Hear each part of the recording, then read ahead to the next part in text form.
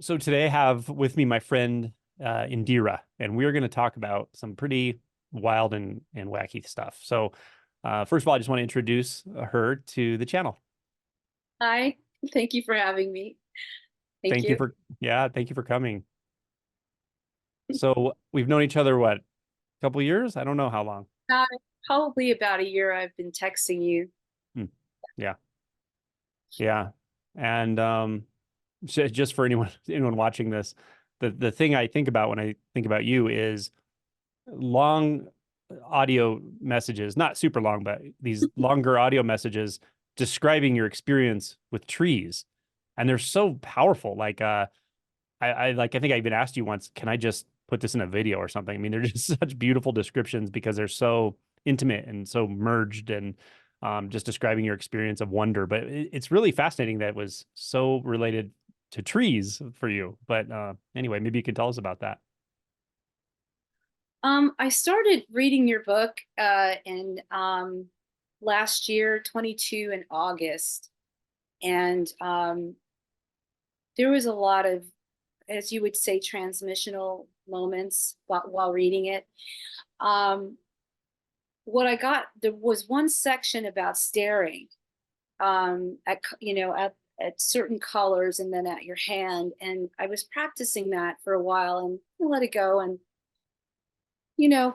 went to work, came back from work, and it was in, I think, see, maybe it was probably in February. I don't know, somewhere last year, in the beginning of last year, coming home from work, and um I wanted to watch Netflix. I was excited. I came home late from work. I was taking the trash out.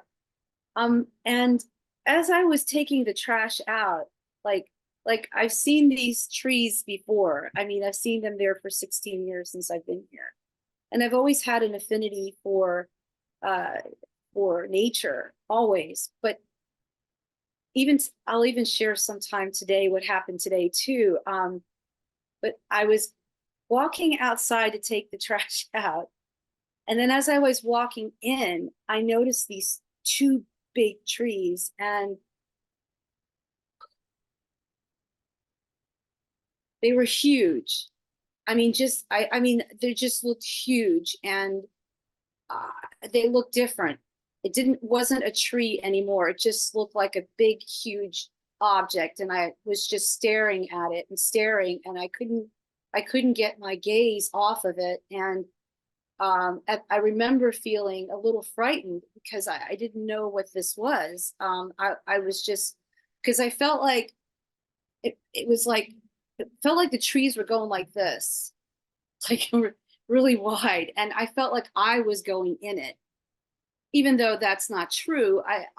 That's what it felt like. And I felt there was amazement and awe and like, holy shit, what the fuck? I was like, wow, just, and the whole night I didn't even go watch Netflix. I was outside the whole time for like hours just staring at that tree.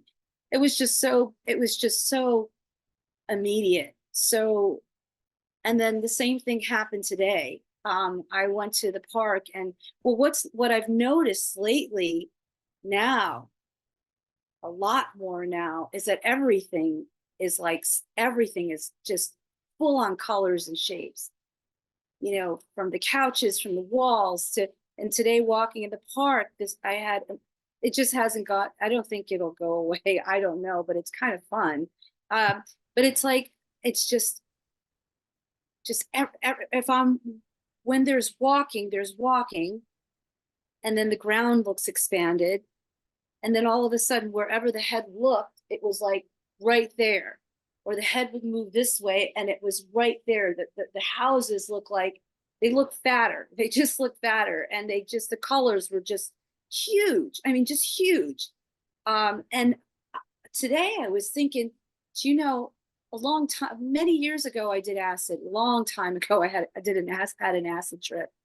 This is nothing, absolutely nothing like that. This, it's, it's more real. It's more like, wow, right in this space, right here. there's no other way to explain it.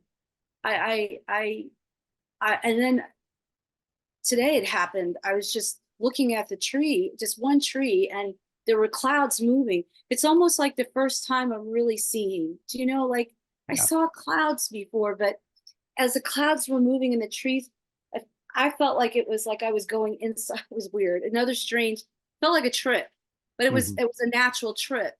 Yeah. But everything just looked so like everywhere I looked, the branches were like here, the leaves are here, the houses are like right here, the cars are like right here. That's so, Mm. yeah. Beautiful. I like how you contrasted it to the psychedelic experience. This is something that, I do get asked a lot about it. I talk about it periodically, but I'm not against the people trying a psychedelic for an experience or even for a breakthrough, but this is different. Realization is different than any experience, even the most profound, ego destroying momentary experience or not momentary. This is just not that, because it's absolutely natural and you're dead sober. Like it's just this way. And that's the biggest difference in the world between an experience and realization. There's no comparison, actually. And there's also no side effects, and there's no altered state of consciousness, really. It's just that way. Um, and distance, yeah, like the way you just I like the way you describe it, because it's like I can tell you're trying to put it into words, but there's just no words for this.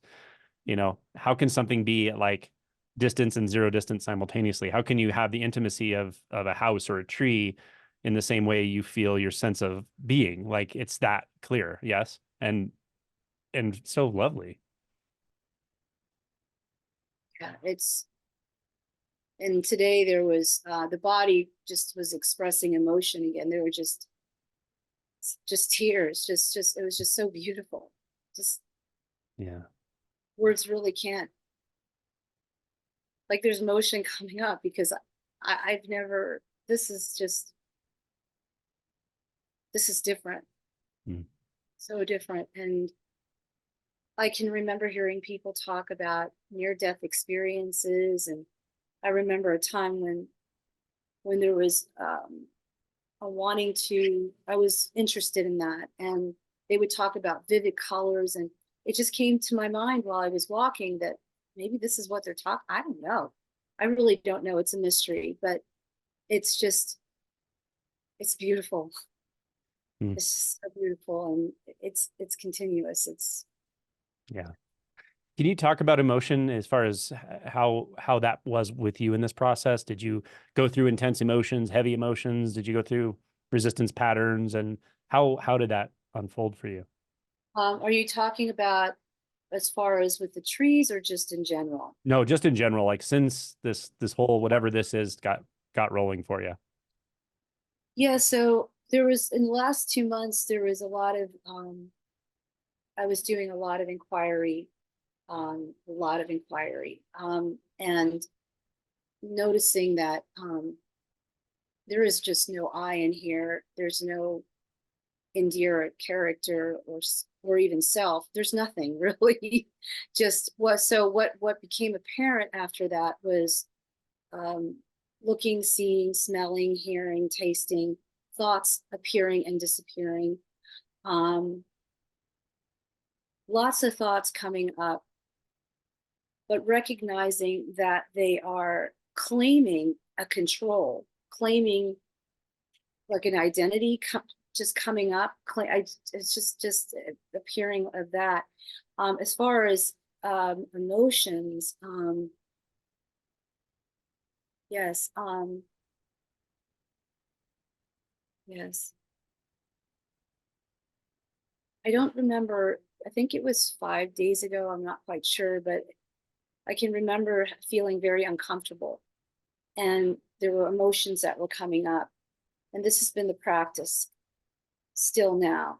And so what I've been doing is just actually closing my eyes and just being that pervasive, just letting the emotion come through. And normally the emotion will subside on a part of my body, and this was in my stomach.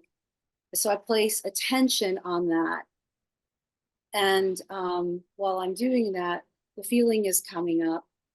And then, for example, a trigger is animals. I don't like to, I have a hard time hearing animals cry. That's a trigger.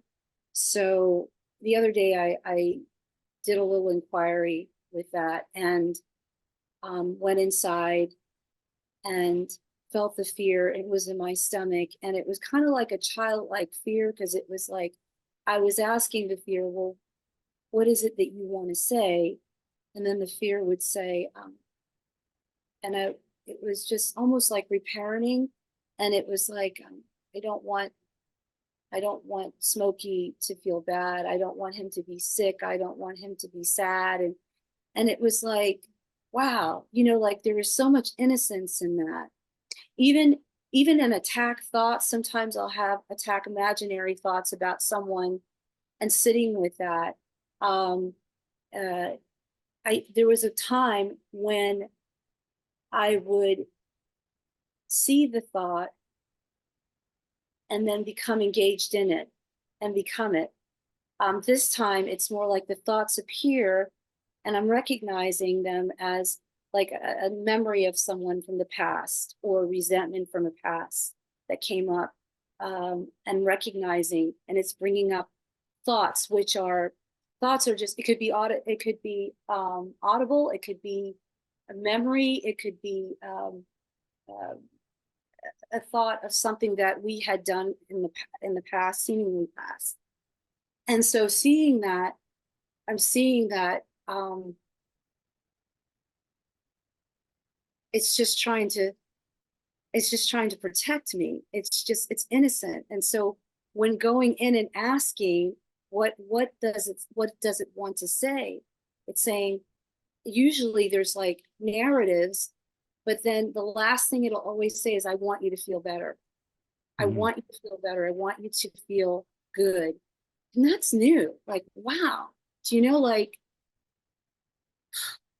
and then it's just trying, the fear is what it is it's trying to help me. It's caring in its own insane, quirky way. You know? Yeah. And so there are times when I don't have to really go in the body, but just I can just see it for what it is, and then just have compassion. Just compassion arises for it. Like, wow, it's just, and not engage in that. But the emotional stuff, I'm still working on that now.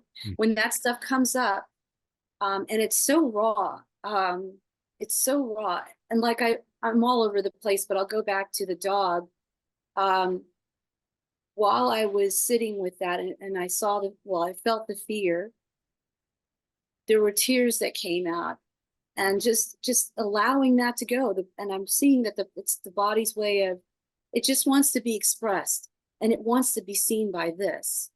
For so long there was none of that going on. There was more numbing, running away, but there is just full on doing that. And as that was happening yesterday, tears were coming out. It was like, and what I do is I just say, I love you to the thoughts. Like, I hear you, I'm honoring them.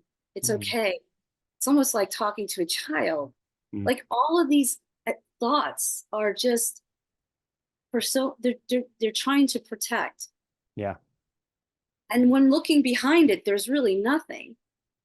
But to just see it in that context makes it much more easier. Yeah. It's so fascinating. What you're talking about is I think a big challenge for people going through this process, to understand that to fully inhabit the relative aspects, meaning a thought is a thought, nothing more, nothing less. It's okay that it's here, fully feeling the experience of it. An emotion is an emotion. It's nothing more, nothing less, fully feeling the experience of it. And however it happens, getting past the resistance to it, because it's very intrinsic to our experience at first, that we're resisting things without knowing it. But once you're there with it, that's when you actually see through the self structure. That's when you see that there is no self, clearly, very clearly. So it is paradoxical, because I think what a lot of people do is they hear things like there is no self, there's no one, there's nothing to do, but there's a lot of resistance built into the system that is pushing thoughts away or pushing emotions away. They don't realize that's happening, because it is that's also innocent. The resistance is innocent, but we get a hold of these spiritual concepts sometimes and misunderstand them, because the way you're describing it is exactly the way it plays out in my experience. And that is, it's both integration and disintegration. The illusion of self disintegrates when the integration of experience without resistance is full on. So anything can be here. Anything can be fully experienced, and it is overtaking. The emotion is overtaking of the system, but that's fine. Totally fine, actually. And then that's where compassion comes, and love, because now you understand. You see that these are just echoes of childhood voices. Yeah. Things that just wanted to be expressed in the simplest, most innocent way, but because of unconsciousness, essentially, of our parents and their parents and society, we actually suppress the voices instead of actually just listen, feel, accept, open to it, and really be okay with anything that's in here. And anyway, that's my way of saying or reflecting what you just said. And the beauty of it is that's where the relative meets the absolute. That's where the relative self and the love for the relative self meets the very obvious truth of no self. Mhm. And then it's once seen and expressed and seen by this, it's almost like it just wants to be it just wants to be seen and expressed. Mm. And then it falls away, and then the next minute it's fine until another emotion comes up. Yeah. Let's talk about falling away. What is that like? Can you describe letting go to me? How is that here? Well, there's no one here letting go. It just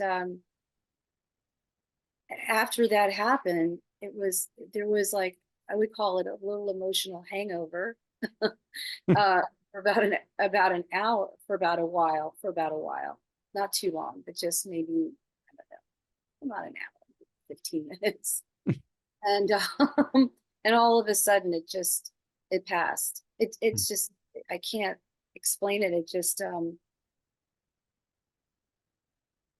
it's like, this is okay. It's okay. There's the trigger is just gone once seen and expressed. Mm.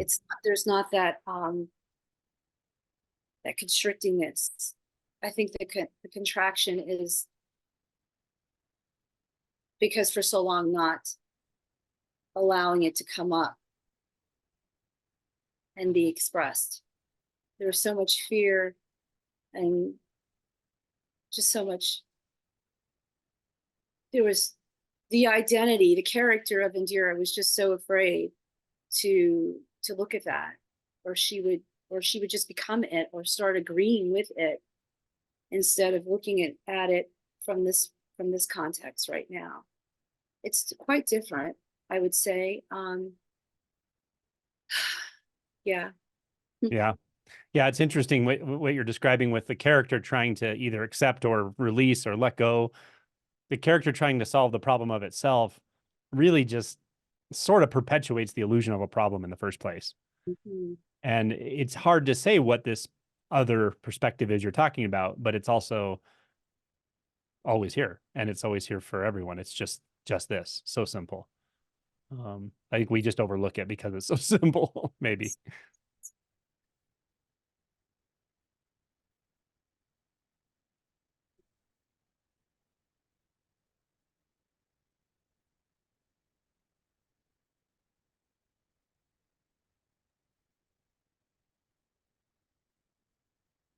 Like the only gift I can't give anyone because they already have it, you know? Um, yeah.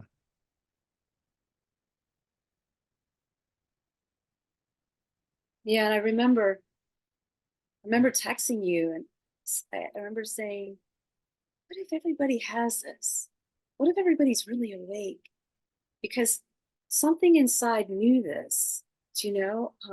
It's so subtle, but I just feel that everybody on this planet has it, you know. It's just a feeling, but that it was just I guess it was shocking and it was a relief all at the same time. And it was another relief to realize that I don't have to extricate the thoughts or anything, and that appears and disappears. Um, and it's just, it's very simple. How can you talk about this? I don't know how. Mm. Yeah. It's so simple. Yeah. Mm. And I just feel like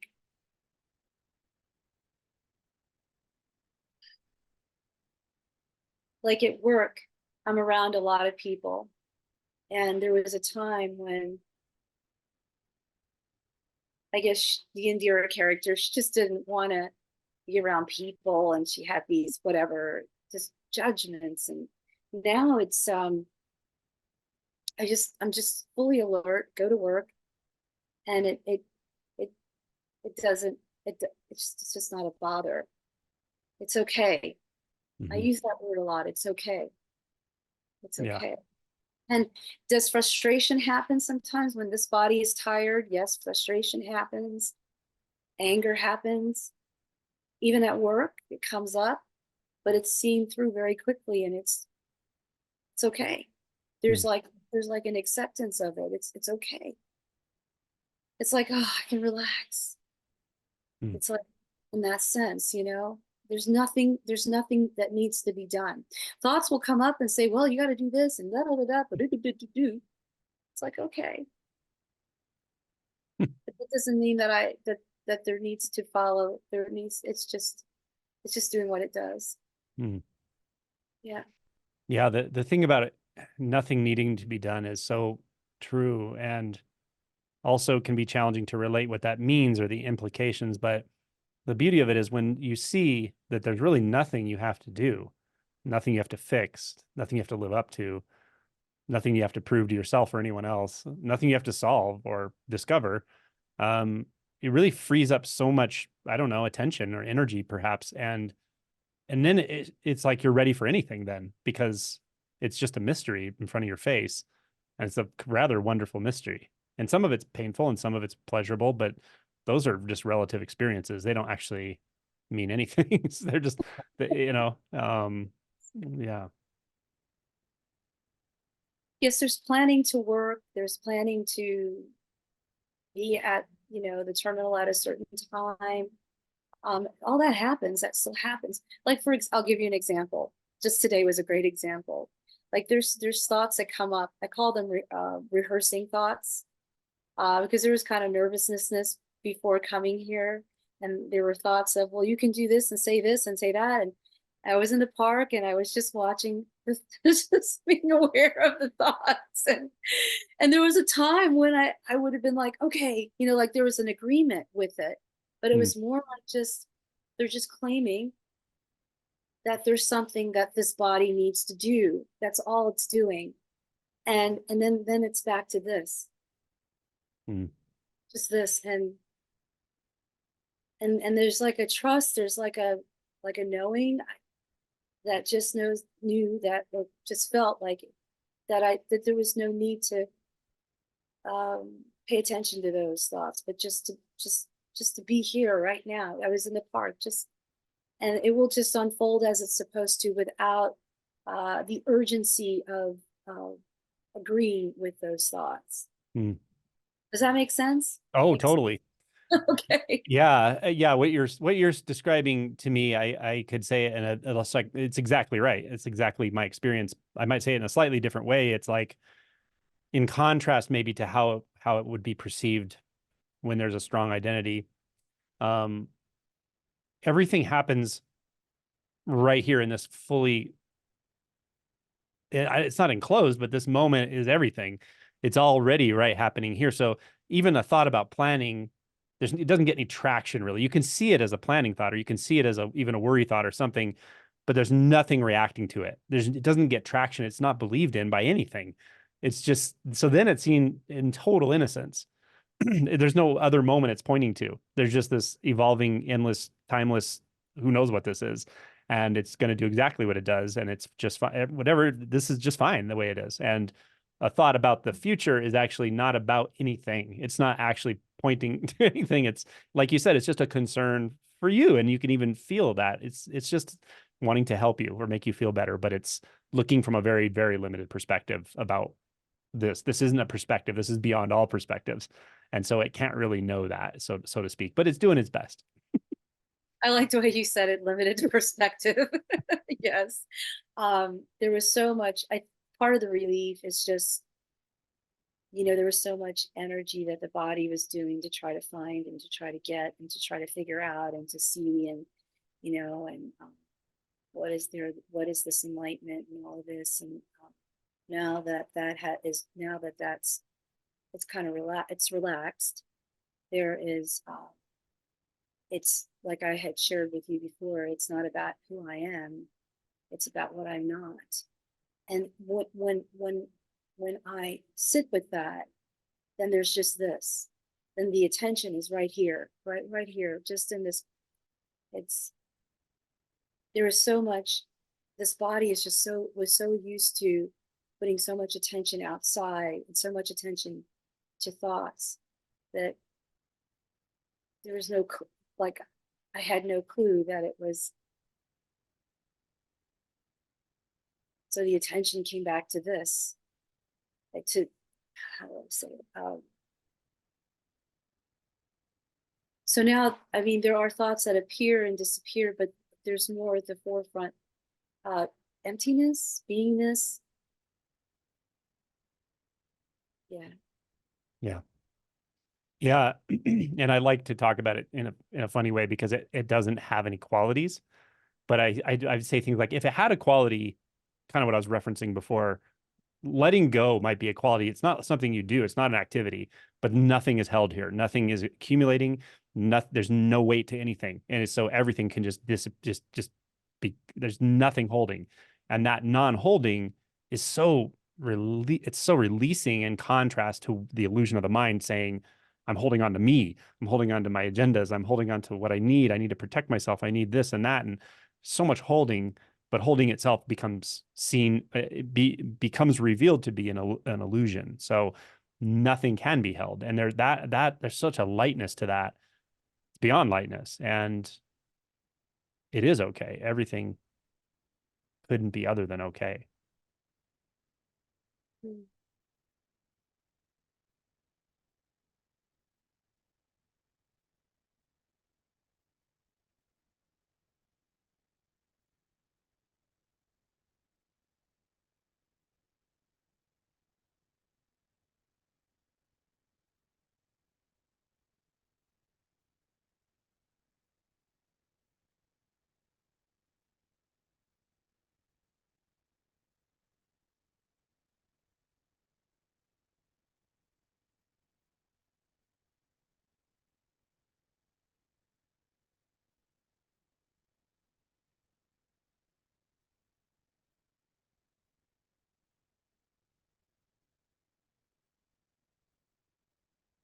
And yeah, I could say what a relief it is, but there's not even anyone to be relieved of Right. anything. Yes, there's no one here to be relieved. It's just a sense of relief. And time just, well, there was there was definitely a noticing as this body has been getting older or aging, that time had just appeared very quick. But there's also forgetting at times, just forgetting. I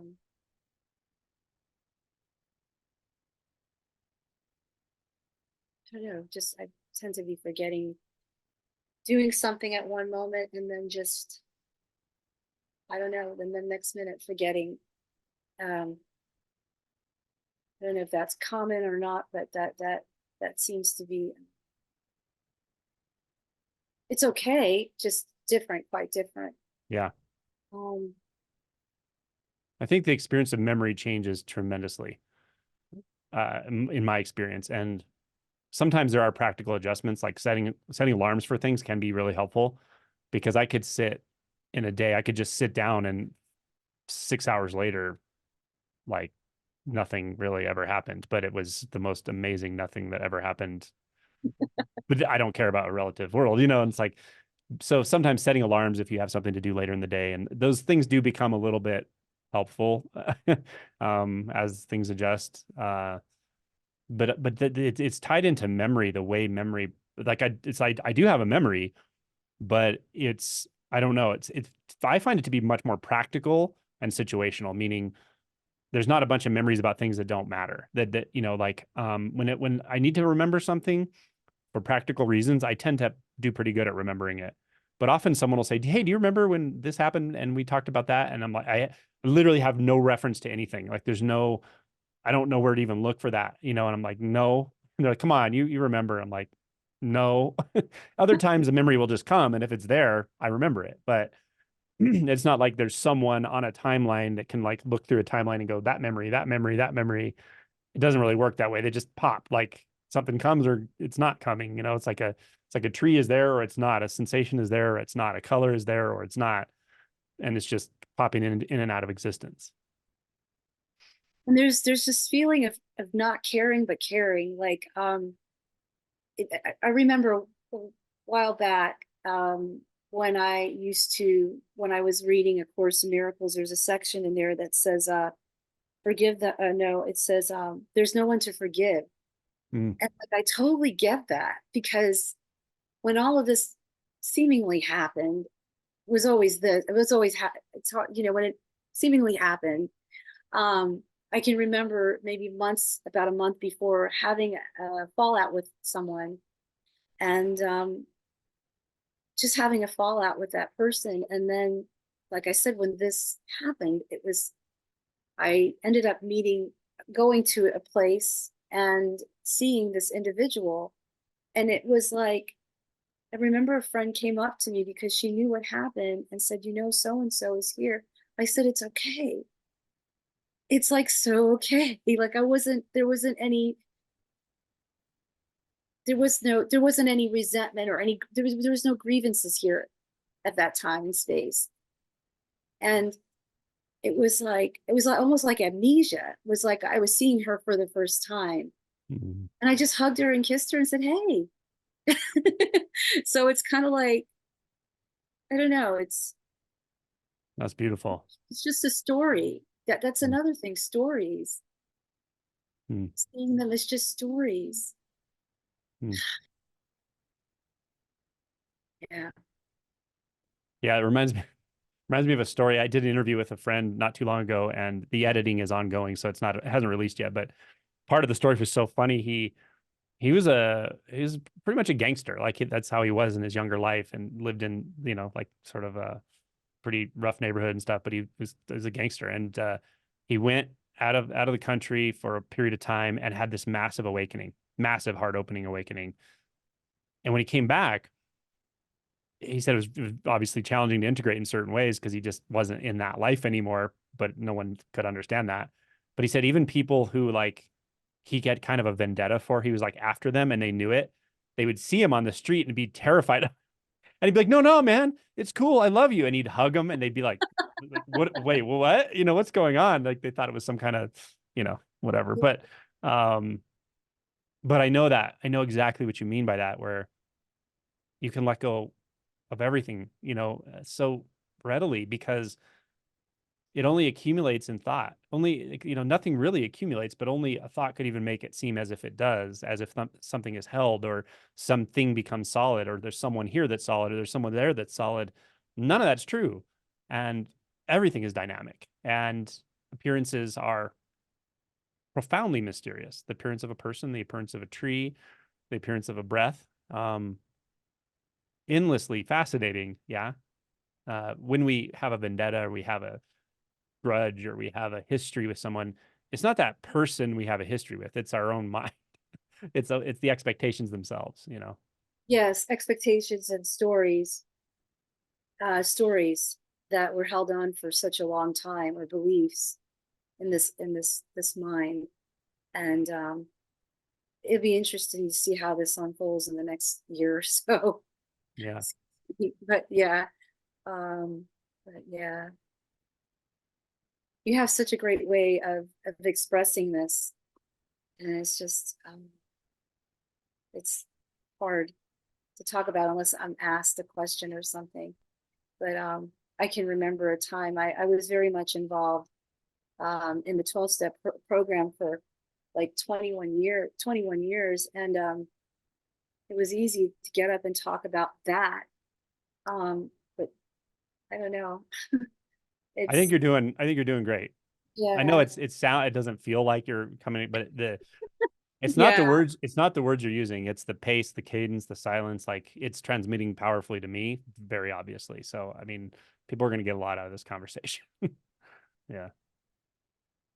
And that was another thing too. It's um, I was sharing this with two other people on this so-called path, that I work with women, sponsor them, and I'm finding a way through this to just show up for them. I mean, there was a showing up for them before, but in that movement, it was, taught, uh, I'm responsible for what I think, say, and do.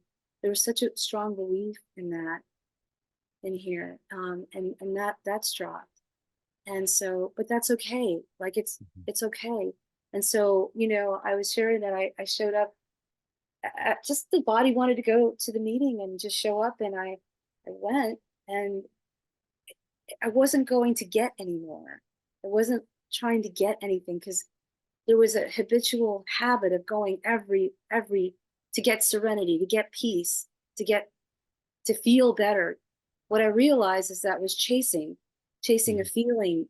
Also, that doesn't make sense. Trying to feel better or to get peace. That doesn't, because that just doesn't make that doesn't. So that feeling, that need to go to get something, is just it's not here, and that's Mhm. like, ugh, you know. and Yeah. so and so when I went, it was amazing because it was like full on, like, just curiosity and just sitting and listening and not trying to get anything. And Mm. there was this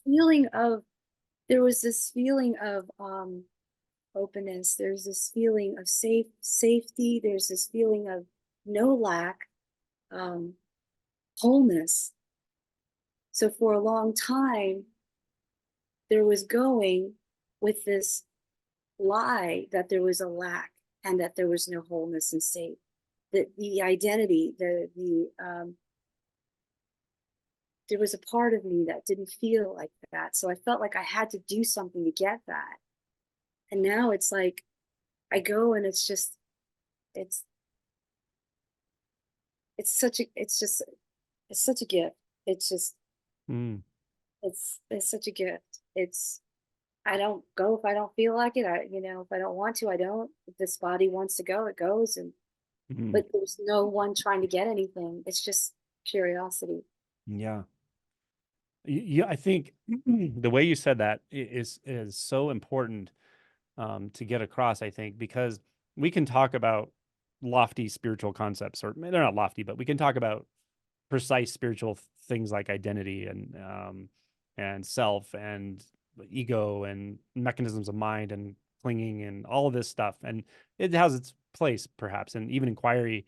But the thing that's overlooked for so long, I think, is exactly what you said, and that is you're just trying to get something. You're just trying to make yourself feel better. And seeing that that's so common that it feels familiar, it feels like you. But if you really look closely enough, you'll see that when you're always trying to make yourself feel a little better, you're always trying to get something, all you're doing is underscoring the sense that there's something that's not okay already. Mhm. And that loop of behavior is very mundane. It's not a spiritual thing, it's just what we do, right? So it can be hugely valuable to look at your life in real time, and not the spiritual parts of your life, just your life, and say, what am I doing to try to make myself feel better? And do I actually need to?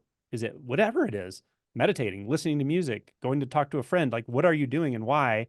And notice that that whole mechanism and that whole belief system that thinks it knows why you're doing what you're doing, and that it's about to try to make yourself feel a little better, to uncover that and see that so clearly can be hugely valuable.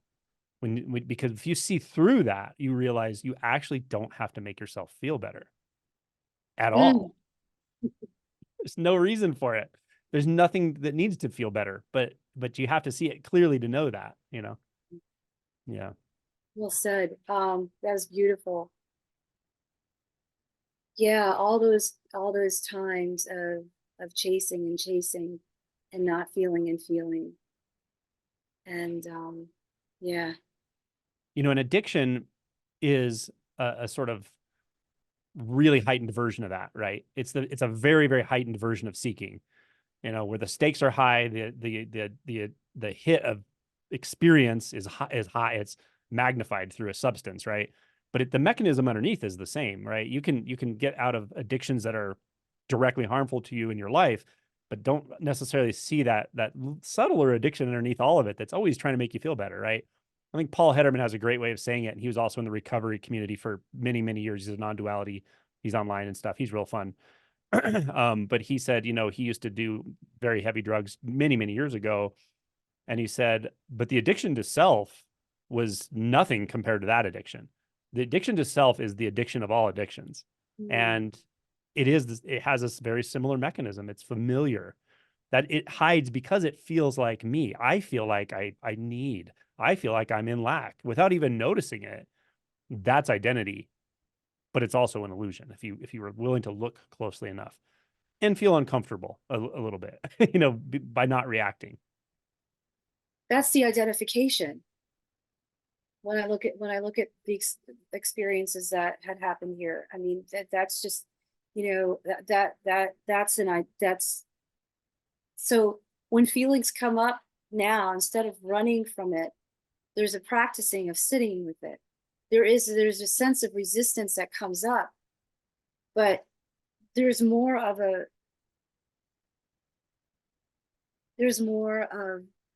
wanting to feel and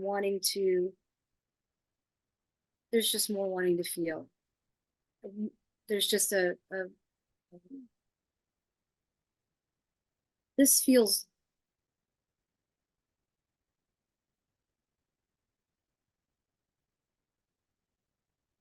feels more real than what was done before, than what I was doing before. This there's not a payoff anymore. Not like, no way to say it. So yeah, there's but that was beautiful what you just shared. Yeah. And there was no addiction to alcohol or anything here. Of course I've had alcohol, but there was more addiction to just maybe watching TV for a long period of time. What am I avoiding? What's going on? You know, so now I can watch and it's okay, but the feelings are just they just come up now. Like, they came up before, but for some reason they're just so in my face. I can't, so it's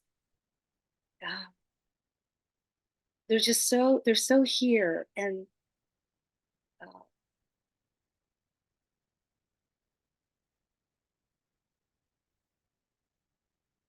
they're so here, and there's this desire to just move through it and feel. What did we used to run from? Like, what did we used to think we needed to run from? You know, it's so fascinating when you look at this mechanism, because in a way you can't even really run from anything. Like, you can't even, nothing can be hidden. But I don't want to be insensitive to the experience of mind identification, because it's a powerful experience and it's a painful experience. But I like to ask these fundamental questions again and again, like, what is it thought we needed to run from? Or when you talked about feeling, I thought of asking you, why do we think we need to not feel? Why do we think we don't deserve actually to feel everything that's here right now? Where did we get that? Where did we get that perception? Yeah, and it's the opposite of that is when I'm doing that, there's so much more freedom that I could ever mind could never imagine. Why?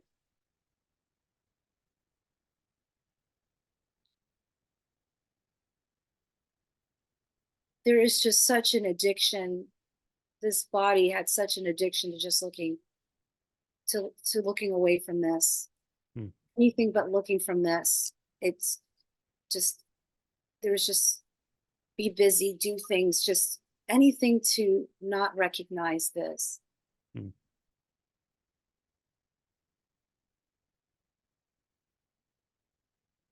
Unconsciously.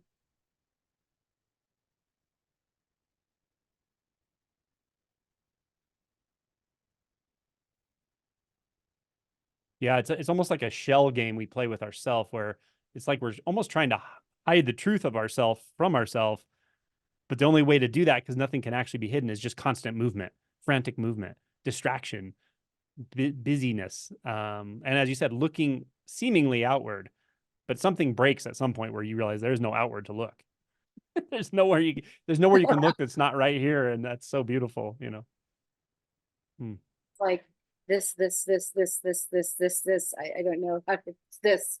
Yep. This. It's like in. Yeah, exactly. It's just yeah. And there's no, when really looking, there's just no movement in time, or time is moving. That's another subject of its own, but it's just this. I just there were, it was kind of fun and interesting. I remember driving to work, but just feeling so alert driving to work, and just very focused and getting things done and preparing, and then getting on the plane, and there was a thought that came up, like, wow, that was fast.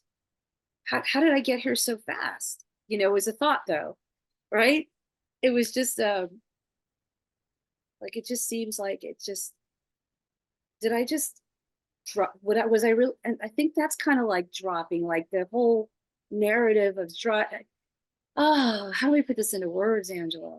I know what you mean. I know exactly what you're talking about. Sometimes I'll say something like, thoughts, especially about time, thoughts, they suggest, they seem to suggest they inhabit a lot more territory than they actually do. Because when you believe that thought that, like, oh, how did I get here? I got here so fast. It's like you're believing a whole bunch of other things at the same time. If you really believe that there's this timeline, you're on the timeline, then you kind of recall where you were, and then you can think about how you got here fast, whether it was good or bad for you that happened. Were you in a hurry, or did you kick ass this morning and work really hard to get things done? And are you going to be like ahead for the rest of the day? Like, it just puts you in this like mindset of time, all of which doesn't exist, and it's just thoughts popping right here. But it was like it didn't matter anymore. Like, it just didn't matter. It didn't matter driving. It didn't matter the process. It was like, okay, in the galley doing what I need to do, hello to people, and then sit down, and then that didn't even matter. Like, it just, like, it was fast. I don't know. It's kind of cool. I don't know. Neat. It's different. Gotcha. Oh, I see what you're saying. Okay, you're talking about like the disjoint experience. Yeah. Like, yeah, I know exactly what you mean. The experience of time, for me at least, if I were to make a contrast between like experiencing a self that's moving through time in a timeline, it's like moments just appear out of nowhere, and they're not connected to any previous moment. But a thought might seem like it says that, which is really funny because it can't be that way. Right. So the seeing is different compared to what this is saying. And it's just seeing with this, it's kind of, I don't know. I think it's fun. Mm-hmm. It's fun. Interesting.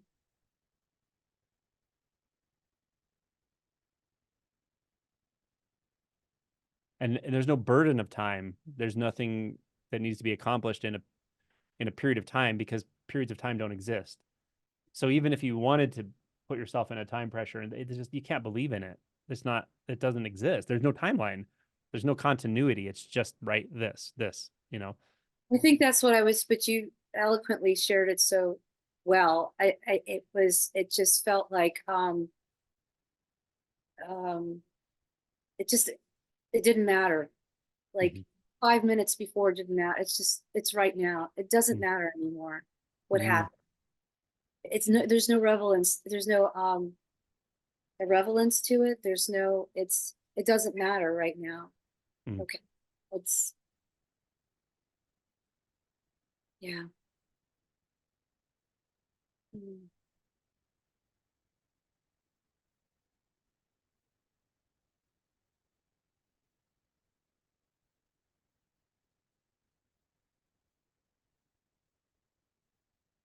Yeah, it is. There's no universe before this moment. So it's very, very full on, like this very moment with you. It's beautiful. Um, yeah. I wanted to mention too,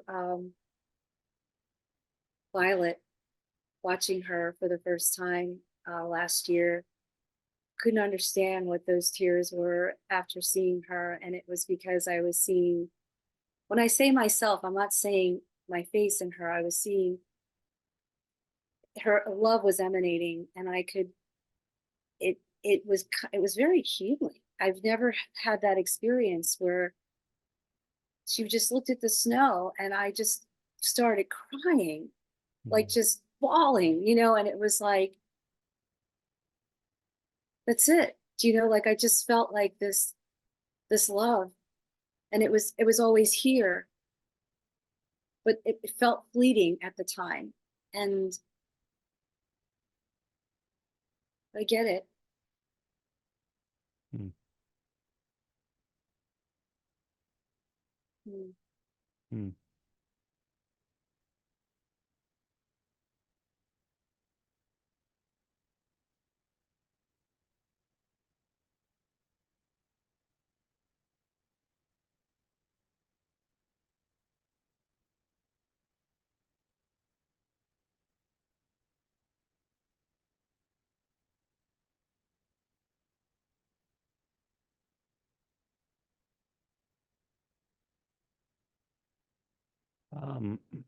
The messages you sent me, I guess, was a few days ago, maybe when I asked if you wanted to do this conversation.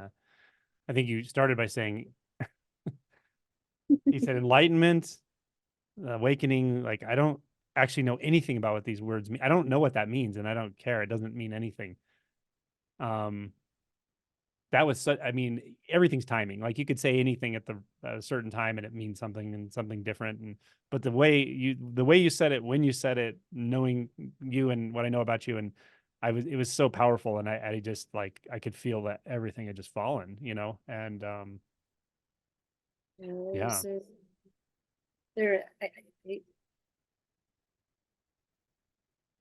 there's no, there's no enlightenment or no liberation, or I don't, reawakening. There are just no labels to this. Uh, it's just this. It's just this. Mm.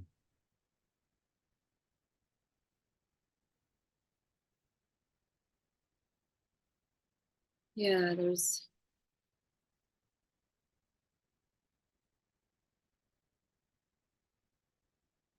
and that's where the relaxation came. Feeling, seeing, breathing right now. This tea, drinking. No one's doing it. It's just drinking. I had a conversation with a friend of mine, and we were talking like this on a text, and he said, God, if anybody could fucking hear us right now, they think we've lost our rocker. And I started cracking up. It's just funny. It's just, yeah, it's very simple. It's just this.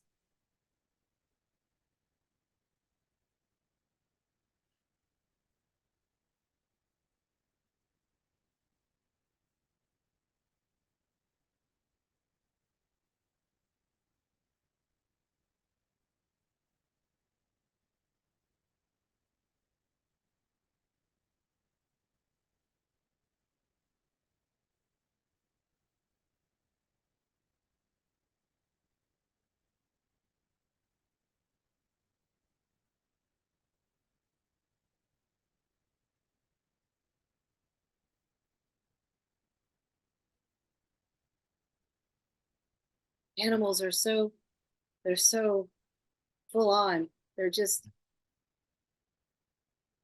Bocce, pit bull, this dog that a friend of mine had allowed me to have a relationship with him for 12 years, 13. And every time it's one of the reasons why there's so much love for animals is because they're emanating what this is. Mhm.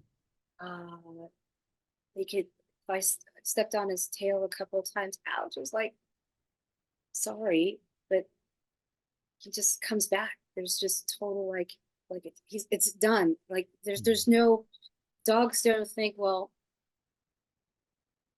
how could she step on my tail? They don't have a thought process like that. They're just so, Mhm. oh, they're just amazing. Yeah, I'm with you there. I love watching animals, especially in person. Just being around their energy, it's so, I love it. Love it, love it, love it. Yeah. And they're just, I remember I had retainers one time, and I was spending time with him, and I woke up and I just hear something crunching, and he's just crunching on on one of the retainers I had at that time. I think it was a year or two, and I was just laughing because he's so innocent about it. He doesn't know what he's doing. Yeah, How could exactly. you be mad at that? Yeah, I know. I know what you mean. I know exactly what you mean. And it's,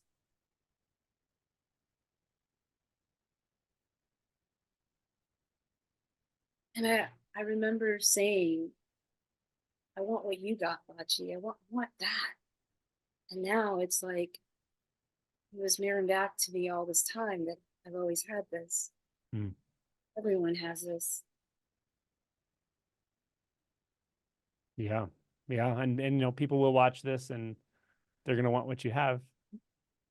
What are you going to tell them? Oh, you have it, Mm. everyone. And there's no specialness going on here. I'm not special at all. Thank God. There's no, that's another thing that I have seen falling away too. Wow, that's another thing too. There's a lot of things. There's no specialness here. No one's special. That's the lie. Comparison, all of that. Such a lie. We're all beautiful in our own way. And these bodies, every body that I come in contact with has expressions. They express in their own beautiful way. Everybody.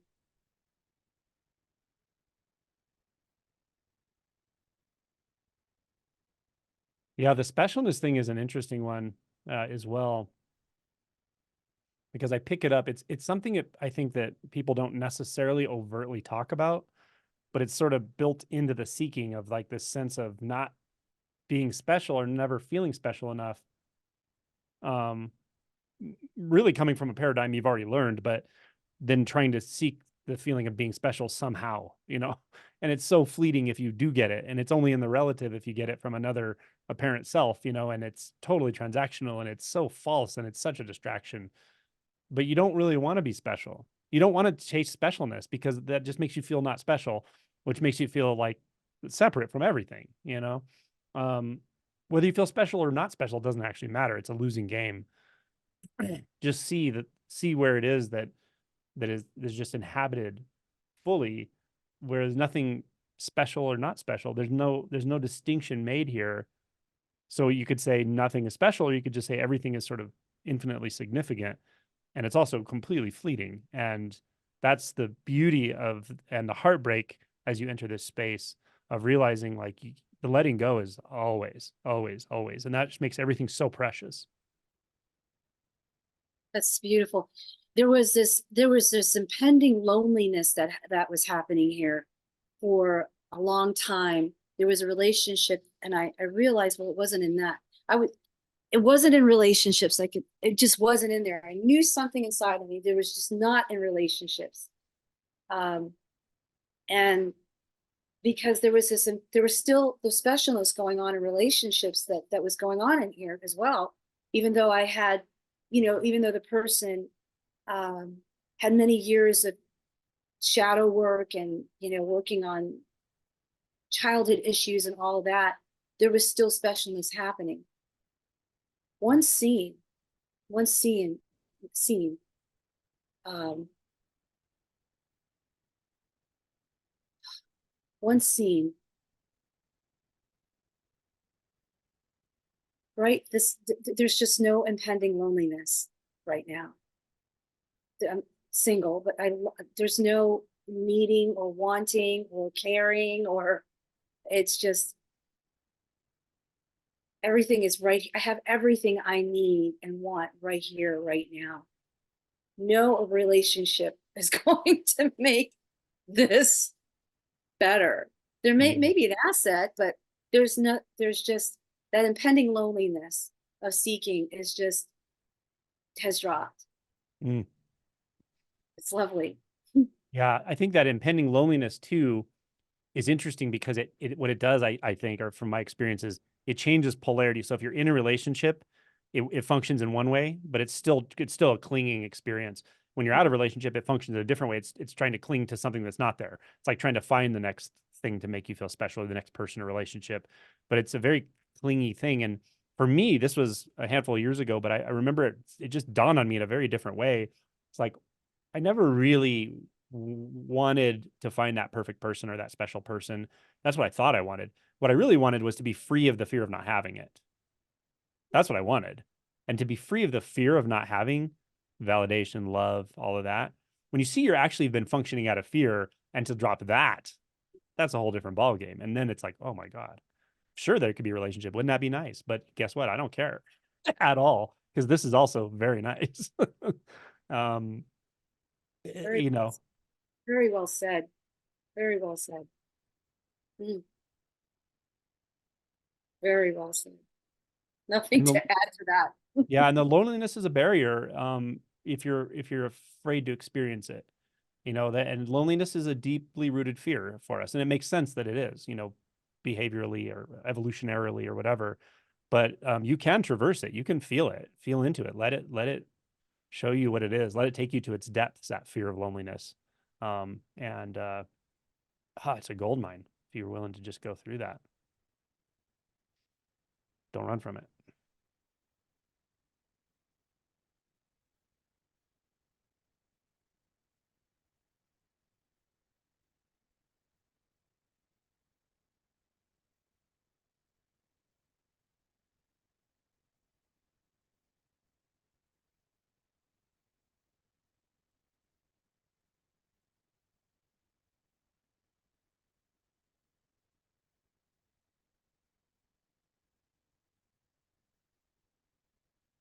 And I know that it's clearer that there's no one there now, but I'm just really happy for you.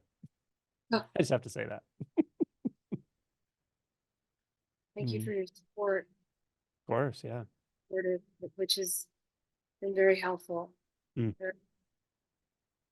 Yeah, I mean, I don't know for sure, but what I felt from you, like if I could sort of summarize the way you felt to me, is very heart-based. Like, um, I don't know, you seem to approach this, whatever this is, this process or whatever it was just with heart, like a willingness and heart. And that's powerful. It's a powerful orientation because of vulnerability in it, you know? Um, and that's key, a willingness to feel. It's also the other insight I get too is hearing other people talk and hear their stories. It's not personal. And behind all of that is just wanting love, all of them. I was with yesterday. Oh, wow. Yesterday, there was a friend that I was hanging out with, and he was so full on in his stories. He even got real angry. I was just watching. I was just interesting. It's true for him. It's true. But behind that is just love. Mhm. Just behind all of the thought. When I look at all of the thoughts that come up here, it's just love. It wants to help, it cares, in its own, like I keep saying it, in its own insane, like you said, limitless way. And so there's just no reacting or wanting to not be there or anything like that. There was just an okayness. Today, when I was walking in the park too, a person stopped me and said, "What?" He goes, "What are you looking at, birds?" I said, "Oh my goodness, it's beautiful." And he said, "The calm before the storm." I thought, like the calm. And I thought, so many, I can remember so many times believing that, Yeah. not just seeing this for what it is. Mm. Yeah, not even being afraid to even let ourselves just enjoy the naturalness of being alive. Like, Yeah. we talk about repressing emotion, and it happens. There's emotional repression and avoidance, avoiding fear and avoiding loneliness and all that. But I think people actually avoid pleasure as well. We have a like a narrow bandwidth of experience when the mind is in charge. We're afraid to feel anything fully, and there's no reason we're afraid of it. We just have a habit of being afraid of it. But when you feel it fully, it's like, oh my gosh, like the boundaries of experience, the boundaries of what appears to be a physical reality dissolve when you feel anything fully, whether it's sadness, grief, joy. It doesn't matter. Go let those emotions, let the physical, what appears to be a physical experience, show you what's beneath even the physical experience energetically. And there's no boundaries there. Oh, so There beautiful. was there was a feeling of why I was so afraid of that, because on some level I was afraid that it would take over, or it just would. It wasn't fun. Those are the thoughts. It's not fun. Stay away from that. I was constantly listening to those uh,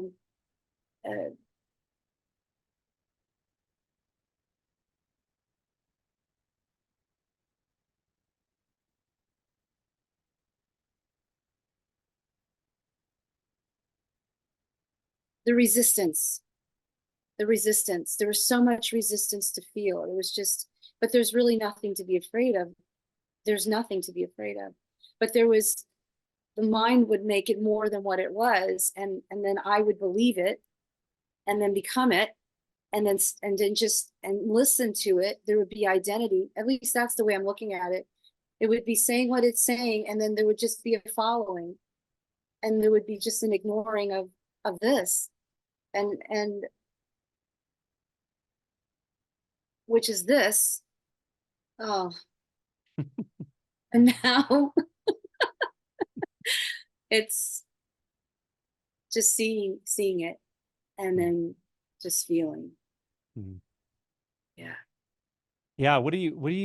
How might you um, unpack that a little bit, or just advice for somebody who knows exactly what you mean when you say there was a fear of being overtaken by an emotion, like that the emotion could just take over. And I know that fear. I know it's there. I know it's a common one because Safe. I hear it. I hear it so frequently. So, what's the answer to that You're concern? safe. You're safe. You're going to be okay. You're going to be okay. Just breathe. You're going to be okay, and you're safe. Hmm. I don't feel right in telling somebody what to do. That doesn't feel like something that's coming up here. But what's coming up is just that you're safe and it's Hmm. okay. Yeah. If I can do it, you can do it. Yeah.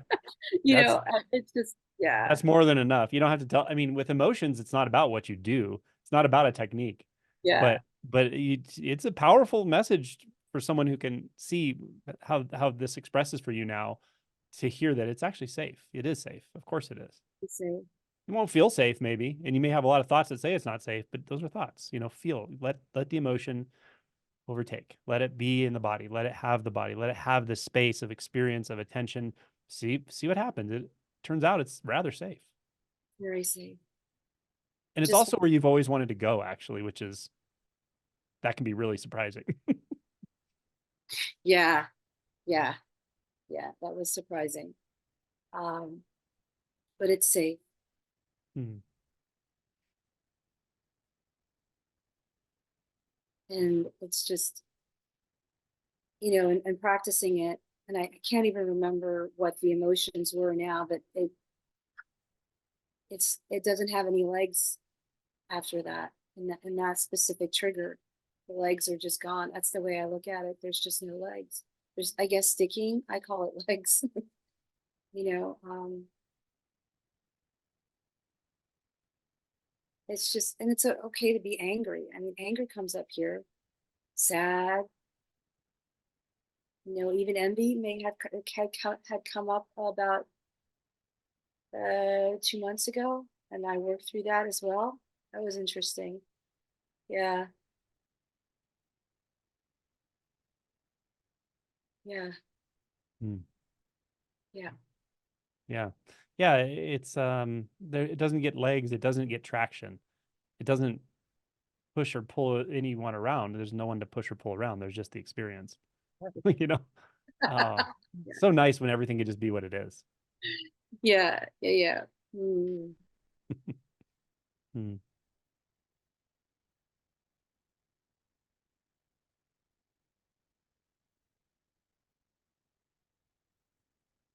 mm.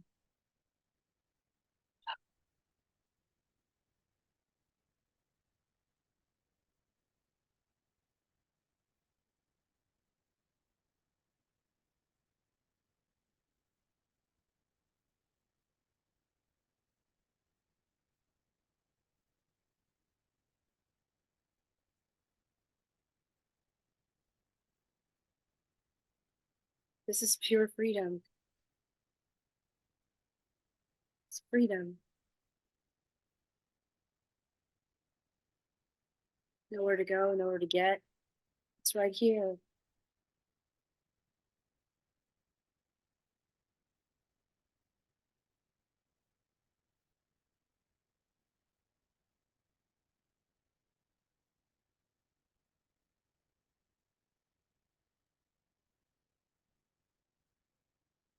It's like this is the ocean, as I had shared with you. This is the ocean. All of this is the ocean. This is the ocean. This is the ocean, which is who we are. This, and then there's thoughts, fish, emotions, whales, crabs, and the ocean is safe. It's just holding it until it's ready, until the fish is ready to just move on somewhere else. But it's such a relief.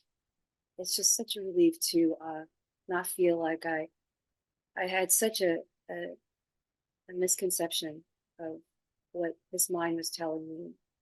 There's so much comparing with other truth teachers and about this, but like you said, that there's just, it's nothing like what I would have expected. But it's just this. Hmm. Yeah. Yeah. Sometimes I wonder, like, should I even talk about this? Should I open my mouth? Should I make one more video? I don't even know. Because that's what happens is that the mind just it uses anything that it can grab. It's just so hungry, it grabs onto this saying and that saying. And so all I can really do is say it's not about what I'm talking about. It's certainly not about me. It's in your experience. It's already there. It's already okay. If you have a lot of energy directed at seeking, well, at least turn it inward on it. If there's some sort of inquiry, even that, it's not going to like cause reality to appear, because reality is already here, but it can sort of short circuit that seeking and show you things about why it's even happening. And but at some point it just stops. Everything just stops. The whole the whole project of Angelo or Indira or John or Joe or anyone, it just stops. And what's revealed is like so funny in a way, right? It's so surprising, but it's also so obvious. That's why I say sort of paradoxical. It's nothing, but it's everything, and there's no other moment than this, but there's also not really a moment here because there's nothing to compare it to, and there's no need to compare anymore. And you know, everything is just as it is, but it's so full on when there's nothing trying to take a position in reference to anything anymore and hold something and be something, you know, frees up so much attention, perhaps. But it's available to anyone, and that's the key. It's like, you know, don't look too far out from yourself. Don't look too far out into those spiritual videos and teachers and books. And yeah, if they resonate, great, but look where they're resonating. Go into the resonation itself. Be the feeling of being alive, you know, notice There's it, feel it. no rhyme. I guess there's just no, who knows? Yeah. I had so many stories about how this was supposed to happen, and it didn't even pan out that way. Uh, didn't pan out like that way. Mm. It was very organic. Mm. Mm.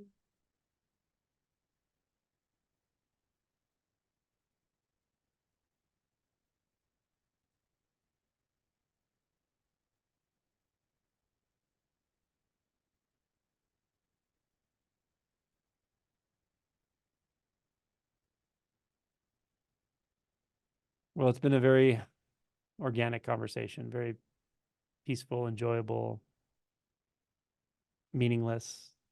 But I appreciate the sharing. Thank you so much for inviting me. Thank you. Of Thank you. course. Yeah. It's just been such a pleasure to just watch this unfolding, I'm you know. And it's surprised, but I was okay. Yeah, thank yeah. you. Thank Yeah, you. it's like a tree, it's nature, you know, it's like just like a tree loses its leaves or something. It's so simple. But we should also have a conversation again sometime in the future and yeah, stay in touch, of course. Thank you so much, Angela. You're so Thank you. welcome. Thank you. Yeah. Much love. Much love. Bye-bye. Bye.